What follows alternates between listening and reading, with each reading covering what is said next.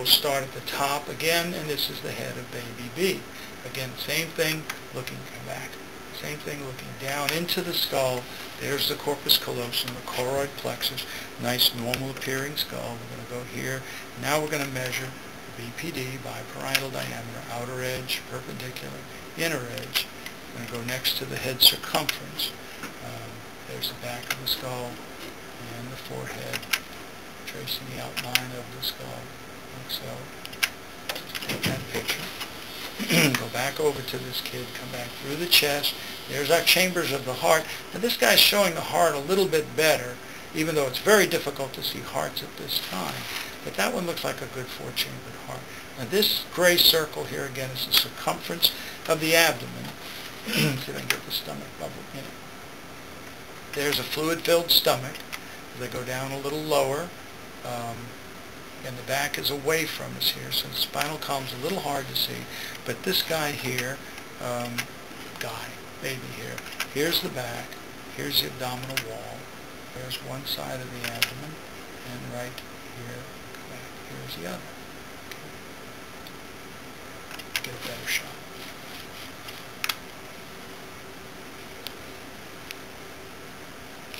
Better shot, much nicer. Spinal column, skin of the back, abdominal wall, there's one side of the abdomen, there's the other. Okay, pretty nice. I'll do my best work. Save my best work for the end of the day. Coming down to the legs, here's the thigh bone sitting right there, and again we'll go and get our thigh bone picture. Trying to get a better shot of it. There we go. Good shot of the femur sitting right there. We'll move on to the next, which is the femur measurement, and we measure the distance from one end to the other. Like so. Put that down on the screen. Back over here. Now this baby's measurements are basically the same. It says August the 10th. Different set of measurements, different baby, but the same deal here. 3/10 of a pound on this kid, 140 grams. Pretty symmetrical. Again, there's nothing out of line with the way this baby looks. Okay? So that's all good news. Let's go back here to this dude now and see what we can spot on gender for this child. And I can't tell you for sure which one of these is going to be our baby A, because they're pretty much side by side. There's feet here in the lower segment. This guy has his legs and feet in the lower segment. So they're completely side by side. Very difficult to tell you which one will hit the slot first. Now this guy, see this little shadow right there between the legs. Okay. See that? Yeah, see that? Mm-hmm. That looks like probably a boy parts there. Okay. You see the difference between the one on the left and this one. The one on the left, you're going, yeah. And you see this thing sitting right here. And that's probably a boy. I mean, how likely? 90%, 95%. Could it be something else? Could it be a loop cord? Possible, but I don't think so. I think that's boy parts. Okay. You can say that's the boy, that's the other one's the girl.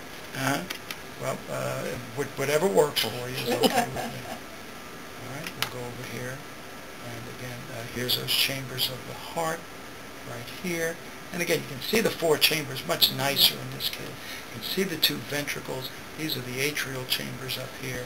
Nice four-chambered heart. Look at the waves in the beach here as baby B, who's now baby A, by the way, on the right. On your left side, jumps around. Here, his heart's turned up now. So again, you can see the valve leaflet movements in the chambers. This heart is the size of my fingertip, but I think you can see that there's two ventricles right there. You can see the valve leaflet movements as they're moving back and forth. Mitral and tricuspid valves. At this point, my primary goal is a four-chambered heart. If you can see a four-chambered heart, we'll take the rest of it as it comes, okay? If you can't see a four-chambered heart, or if it's not a four-chambered heart, that's a serious, serious problem. Now the baby on the right's kicking all over the place. There's feet moving, going back over here to the dude on the left. And again, I'm just rotating, and I'm going to rotate up again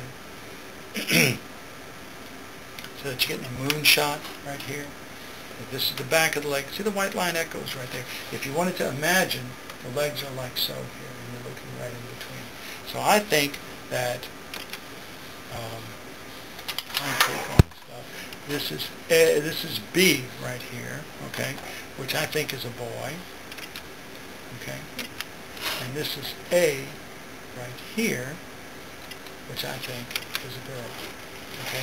And you just follow the arrows to there. People say, I don't know, what the hell are you looking at? You say, look, you had to be there. It's sort of like the Super Bowl. All there was a TV and a bunch of commercials. But if you were there, it was really something special. Okay? And then the last thing let's do here is let's go up and get some kind of a facial view of baby B, the kiddo on the right. Okay? Now this kid's showing you more of a profile view, which I can fix by just rotating the view like so. And again, tip of the chin, mouth, a little black triangle right there is a nasal sinus. This baby doesn't have as happy a look on his face. I can't understand why. If he's a boy, he ought to be really happy. Here's the back of the neck, cervical spine, fluid-filled stomach. Again, all of the anatomic features that we like to see in healthy babies. And again, nice view of the facial structures there. Again, tip of the chin, the mouth area. Here's the maxilla, the bony separation. A little black triangle right there is the nasal sinus. Right orbit, left orbit, little lens echo right there. That's a very good shot. In fact, it makes me go back and say, let's get a better shot on the other side.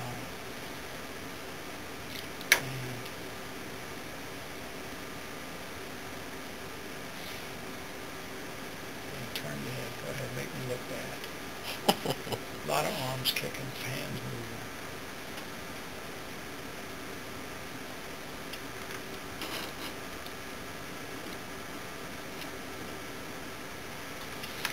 You got a good picture now. I got to try to top it. So anyway, so things look good. Anatomically, these kids look to be normal. I can't tell you everything, but what I see looks to be normal in these kids. Certainly the growth looks very, very good. We're right where we're supposed to be, which is always good news.